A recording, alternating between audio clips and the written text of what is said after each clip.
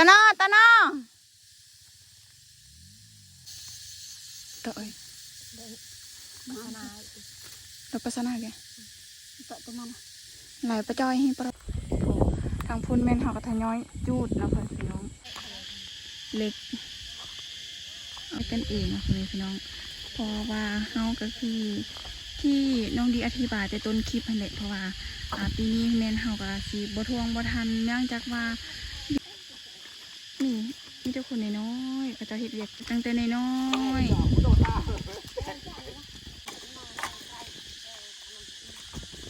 เอาขาตั้งกล้องมานะพี่น้องน้องดีไปเชฟน่ารักโจกเงี้ยเสียดเทียงกันเหรอพี่น้องเอ้ยเยอะเชฟเทียงกันเสียดใส่กันแล้วเชฟจะเทียงกันแล้วนี่ว้าวเฮ้ยพี่น้องว่ามีอาหารในเมือง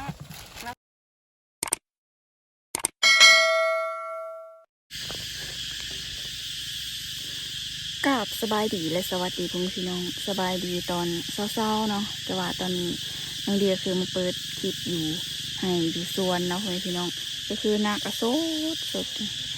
บริแต่งหน้าบริอย่างบริใส่ล็อกใส่ลิปใส่อย่างเลยนะพี่น้องวันนี้แม่น้องดีก็ได้เปิดคลิปอยู่ให้อยู่สวนวันนี้แม่น้องดีจะพาไปเบิ่งเฮาให้นะพี่น้องมีทางล่างจะเป็นให้ของน้องดีเนาะ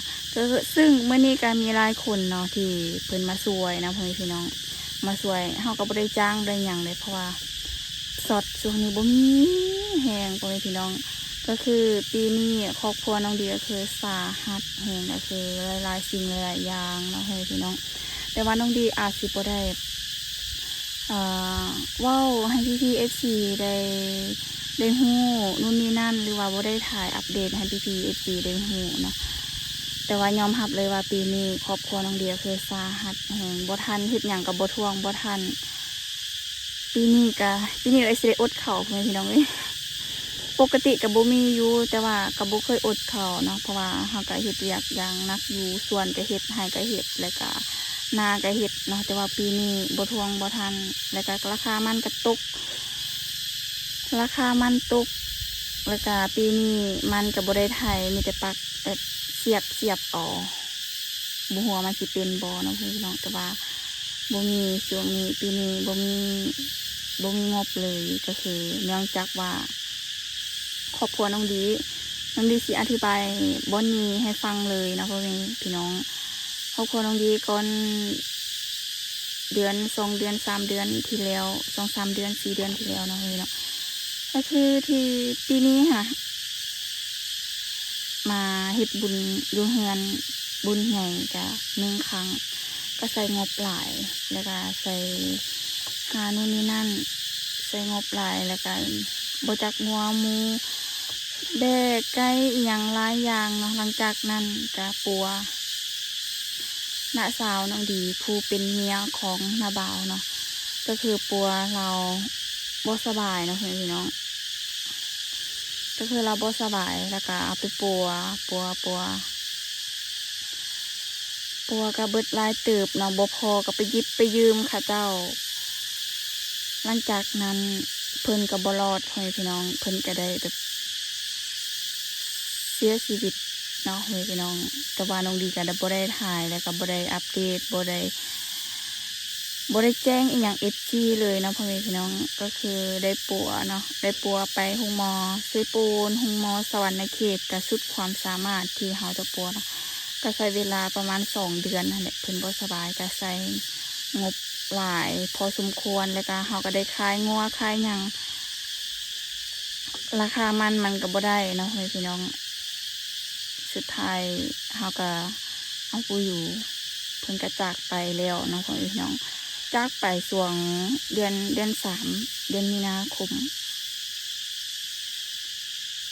นั่นแหละได้จัดงานแต่ได้จัดงานนั่นอีกก็ได้ใช้หลายปัวก็หลายแล้วก็ได้จัดงานศพก็หลายก็ หลายสิ่งหลายอย่างนะหลังจากนั้นน้องสาวอีกจะแต่งงานมีผัว ก็ได้จัดงานอีกกันเบิดไปหลายอีกเนาะได้ยิบได้ยืมนู่นนี่นั่น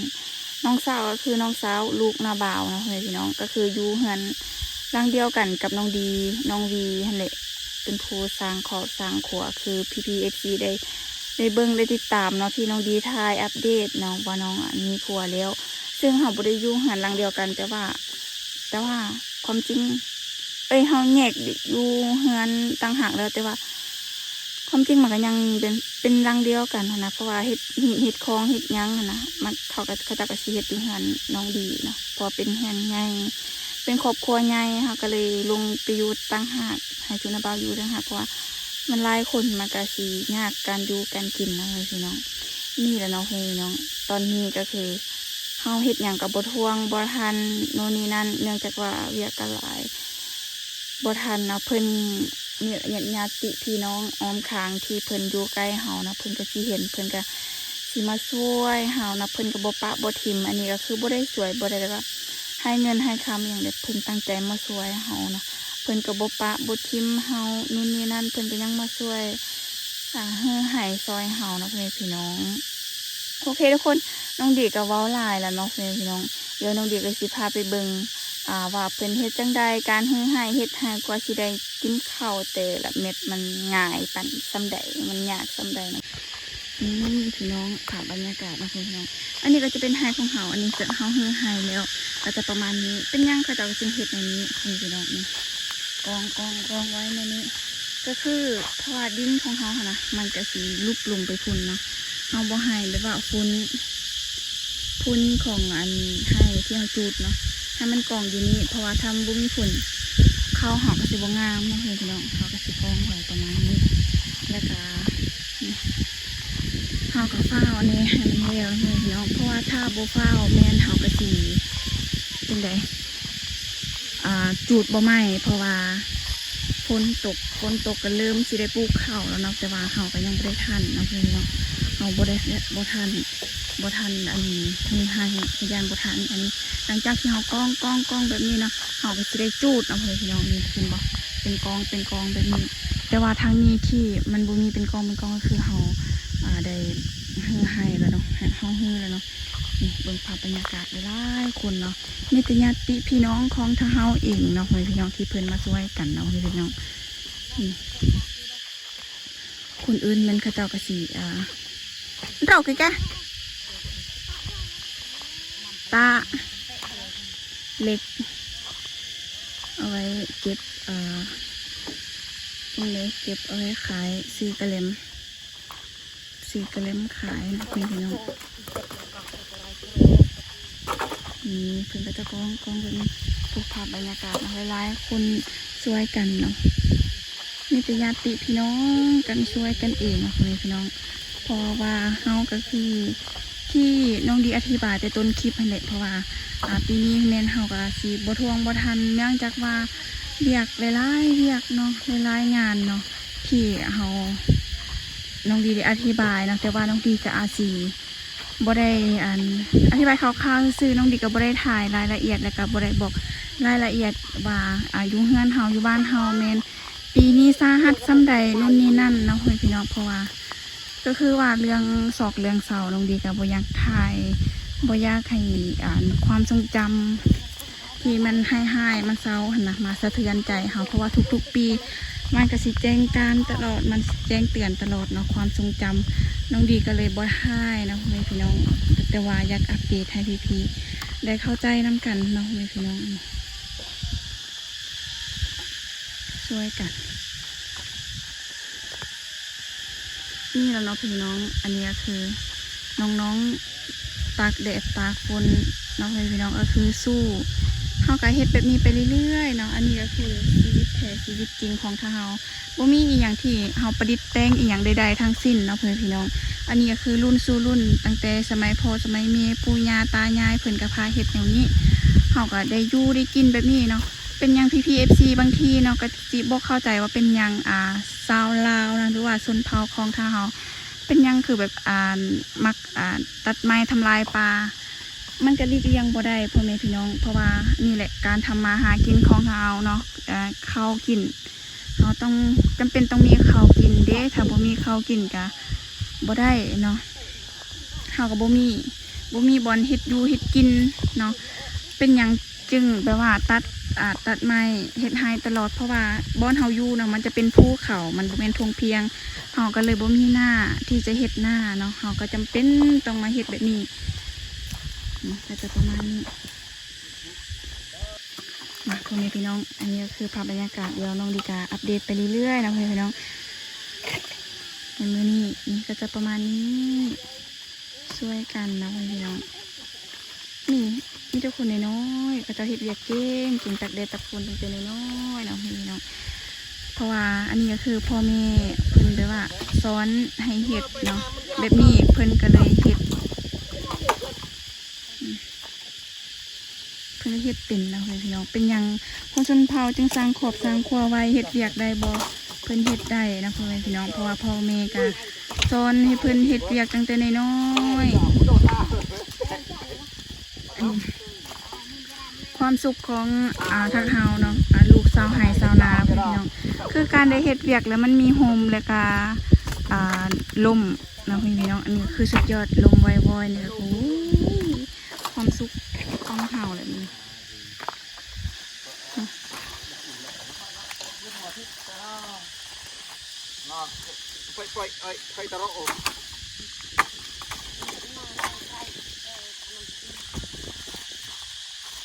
แตะน้ำเพอกี้แล้วมาจีบกูแตะกันกูแตะจีบนะ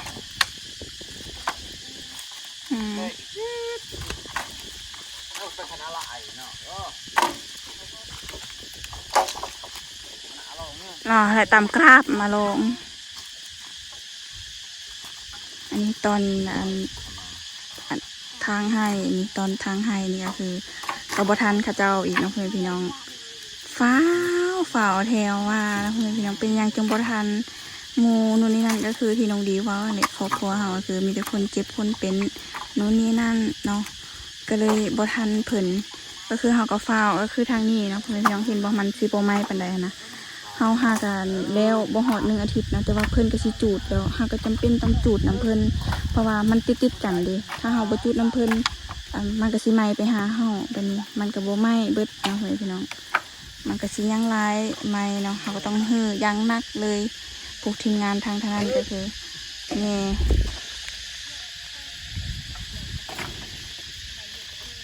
โอเคทุกคนเดี๋ยวน้องดีก็สิมาอัปเดตเท่านี้ก่อนนะคะน้องดีก็สิได้ฮื้อหายก่อนน้องดีเบรเอาขาตั้งกล้องมานะพี่น้องน้องดีก็เลยไปจับกล้องไปเฮ็ดเวียกคือว่าน้องดีก็สิถ่ายเท่านี้ก่อนเลยน้องก็ดีก็สิไปเฮ็ดเวียกก่อนแล้วกันน้องดีสิมาถ่ายอัปเดตให้พี่ได้ติดตามรับชมอีกเนาะพี่น้องสิ่งที่บ่คาดคิดพ่อแม่พี่น้องก็คือน้องดีกับน้องไวนะก็คือไปซื้อของกินแล้วก็เห็นเพิ่นขับรถบ่มีเบรกพ่อแม่พี่น้องเลยเพิ่นกันล้มต่อหน้าเลยดีที่บ่ตั้มกันกับจุน้องดีนะน้องดีรู้สึกแบบตกใจแฮงเลยก็รู้สึกแบบอีต้นเพิ่นอีกคนก็ทางถือพาเนี่ยเนาะพี่น้องน้องดีก็เลยหีบโทรจุนาบ่าวที่เพิ่นอยู่ให้หันมาสวยพ่อแม่พี่น้องน้องดีรู้สึกแบบย้านแฮงน้องดีก็เลยถ่ายเนาะแต่น้อยเดียวเพื่ออัปเดตซื่อๆเนาะพ่อแม่พี่น้องแต่มิดกับน้องดีก็คือเห็นเพิ่นกับใครเนี่ยน้องดีก็เลยอัปเดตพ่อแม่พี่น้องเนาะน้องดีอาจสิเว้ายังบ่หลายเพราะว่าคลิปก็สั้นๆเพื่ออัปเดตซื่อๆเนาะน้องดีก็สวยได้เท่าที่น้องดีสวยนะพ่อแม่พี่น้องก็คือนกเพิ่นจากบอลที่เพิ่นลมหันแล้วก็โทรหาให้เขาเจ้าสวยนะพ่อแม่พี่น้องน้องดีก็เฮ็ดเต็มที่ที่สุดนะพ่อแม่พี่น้องแต่ใจแท้ก็ย่านตอนนั้นมีตำมะฮุงน้ำนี่สิ่งที่ขาดบ่ได้เนาะยังเที่ยงก็คือตำมะฮุงแล้วก็นั่งงัวนะพี่น้องนั่งงัวลองกัดบึงยังงัวนี่สิลองเพิ่นละเขียวสิหล่นหรือโหโคตรหยาบพักของเขาอันนี้ทานแบบทั้งผู้นั้นกินอยู่สมตำอยู่เลย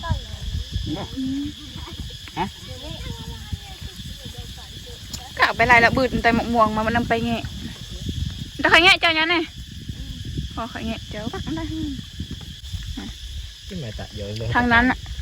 บ่พอนะพี่น้องบ่พออันนี้ตำบักหุ่งบ่แม่นมักหุ่งยำมักม่วงนี่พ่อแม่พี่น้องน้องไว้มาคออีก เป็นยังไง บ่เอาไว้ในนึงมาปากกะลีค่ะมาคออีกเบิ่งจนเกี้ยงเบิดเลยว้าย เตยอยู่ เพราะเขาจะเอาหลายคนน้องเว้ยพี่น้องพูดทางพูดเนี่ยกินหลายคนกินหยังกระแซบนี่กินมือนี่แห้งแซบพ่อแม่พี่น้องเซฟของทหาร2 คนตัวนี้ก็คือนาบาของน้องดี อันนี้ก็จะเห็ดลาบงัวนะพ่อแม่พี่น้องที่น้องดีซื้อ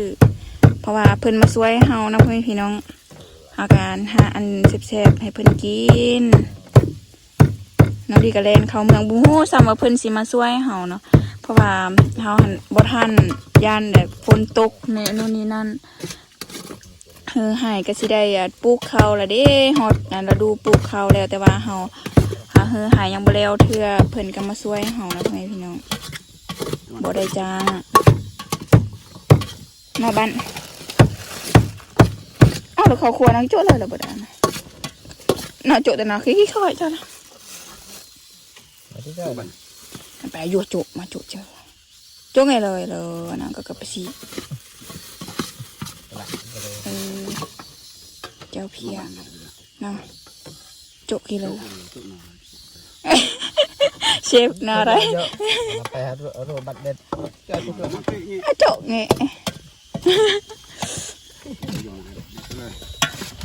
เสียเทียงกันเหรอพี่น้องเอ้ย เดี๋ยวเชฟเชียงกัน เสียที่ใส่กันแล้ว เชฟจิเทียงกันแล้วนี่ว้าวเฮ้ยพี่น้องว่ามีอาหารในเมืองน้องพี่น้องได้กินอาหารแซ่บๆโดนๆเทื่อสิได้กินคือบ่ได้กินตลอดได้ปกติการเก็บผักหักเนาะกินเนาะแต่ว่ามื้อนี้ก็บุญปากของเฮาที่เพิ่นมาช่วยเฮาก็เลยได้กินน้ำเพิ่นอันนี้ได้กินนางวัว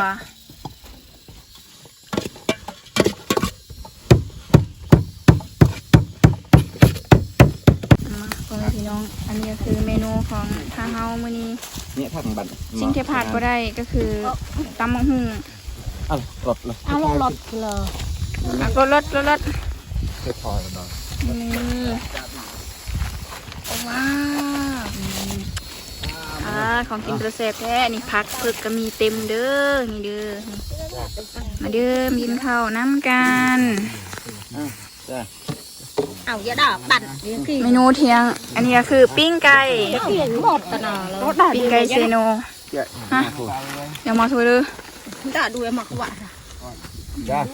ว่า จ้าเลย จานเปียกดังบูด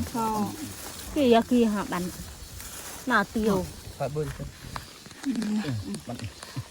กินข้าวหลายคนมันจังแซ่บตอนเที่ยงนะเพื่อนพี่น้องมาเด้อมากินข้าวน้ำกันเด้อคือมาถ้วย จานเออไปตะกูล่ะหนุกล่ะ ไปจืดรามข้าวราดยู อะไรวะน่ะสี่ห้าติ๊กจันยาเนี่ยเล่นนะสมัยสุด เคยไหม กันนะ บัตรมาว่าจะได้จ่ายเงินไป ส่งเกี่ยวครับ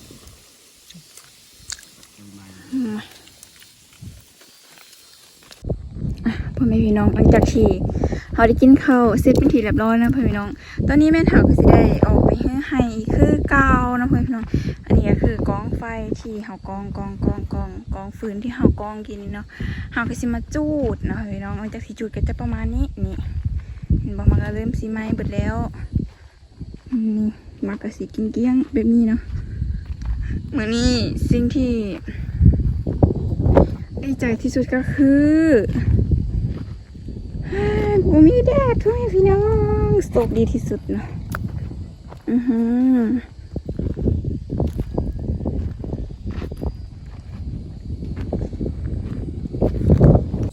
นี่พ่อพี่น้องมือนี้เอาให้แล้วเขาก็สิกองเห็นบ่ตัวเป็นกองให้พี่น้องแล้วเขาก็สิกองหลังจากนั้นเขาก็สิจูดเนาะ ตอนนี้แม่นหักกระหือไปพร้อมแล้วก็จูดไปพร้อมทยอยจูดไปพร้อมเพราะว่าฟ้าฝนก็กำลังสิตกพ่อแม่พี่น้องนี่น้องดีแชร์เบิ่งพอฝนตกแห้งเห็นทั้งพุ่นนะเห็นบ่ล่ะฝนตกแห้งอีหลีพ่อแม่พี่น้องเนาะเฮาก็เลยทยอยจูดเนาะเพราะว่ายานฝนตกแม่นเวลาเฮาจูดแม่นจะบ่ไหม้พุ่นของเขาเจ้าของพุ่นเขาเจ้าก็จูดคือกันนะนี่น้องไว้นะนี่ให้อันนี้คืออาชีพหลักของทางเฮาเพื่อนพี่น้องเราก็ต้องเบิ่งฟ้าเบิ่งฝนเบิ่งแดดเบิ่งอากาศเนาะถ้าฝนสิตกแม่นเฮาก็ต้องหีบจูดนะถ้าบ่จูดแม่นก็สิบ่ได้เนาะเฮาก็สิกองประมาณนี้แล้วเฮาก็สิจูดแต่ว่าคืออยู่ฝั่งไทยเพิ่นก็สิว่าถ้าแบบว่ามีต้นไม้อีหยังหลายเนาะไม้แบบนี้นะเพิ่นก็สิเฮ็ดฐานเผาฐานก็สิได้เงินหลายเนาะเพิ่นพี่น้องแต่ว่าเฮาหันบ่ได้เฮ็ดฐานส่วนหลายมันจะใช้ฟืนนะอยู่บ้านเฮาบ่ค่อยได้ใช้ฐานเนาะแล้วก็เฮาก็จุดบ่ค่อยเป็นเห็นบ่ทางนั้นอันนี้คือวิถีชีวิตบ้านๆของแท้ของทางเฮานี่หลายคนช่วยก็ไว้แน่นะเพิ่นพี่น้องถ้าเฮ็ดคนหนึ่งสองคนก็ซ่า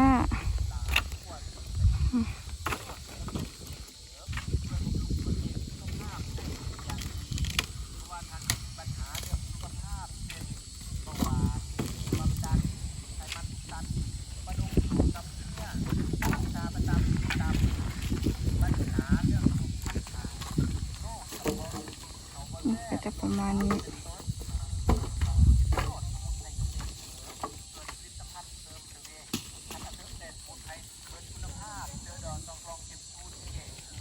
อันนี้ก็คือความสุขของชาวไร่ชาวนาของเราก็คือบ่มีแดดเนาะแล้วก็มีลมว่อยๆแบบนี้คือความสุขที่สุดได้กินน้ำเย็นๆตอนนี้ก็คือมีลมเลยพี่น้องเพราะว่าทางพุ่นนั้นมีฝนเนาะทางบ้านหมู่บ้านน้องดีทางพุ่นโชคดีเลยน้องดีหันมีที่บอนนี่ก็คือสัญญาณก็มีได้นะพี่น้อง